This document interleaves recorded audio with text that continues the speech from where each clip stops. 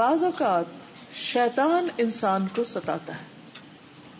وہ بچوں کو بھی نہیں چھوڑتا, وہ بڑوں کو بھی نہیں چھوڑتا, وہ ہر ایک کے پیچھے. اور بعض اوقات جب انسان اللہ کے راستے پہ آنے لگتا ہے تو ایک نہیں کئی شیطان پیچھے لگ جاتے ہیں, شیطانوں کے لشکر پیچھے لگ جاتے ہیں اور مختلف طرح سے ستاتے ہیں. سنن ابن ماجہ کی ایک حدیث ہے, عثمان بن ابی العاص کہتے ہیں, عثمان بن ابی العاص نے نبی صلی اللہ علیہ وسلم سے کہا, اے اللہ کے رسول صلی اللہ علیہ وسلم, مجھے نماز میں ایسی صورت حال پیش آتی کہ مجھے یاد نہیں رہتا کہ میں نماز میں کیا پڑھ رہا ہوں. بہت کنسنٹریشن کی کوشش کرتا ہوں لیکن خلل ہوتا رہتا ہے.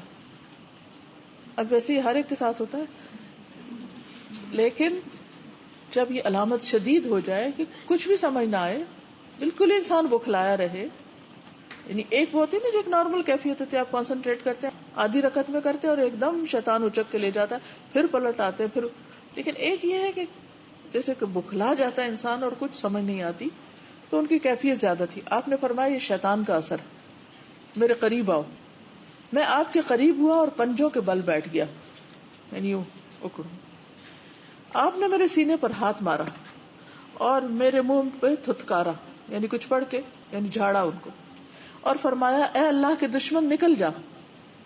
آپ نے 3 بار ایسا کیا, پھر فرمایا اپنے کام پہ چلے جاؤ.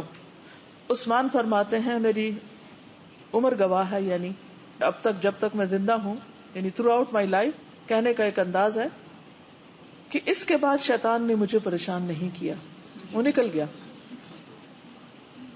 تو یہ اس طرح کے بھی بعض اوقات اثرات ہوتے ہیں, تو اس میں بس سمپل سا علاج ہے, اور یہ علاج بہت آزمودہ ہے.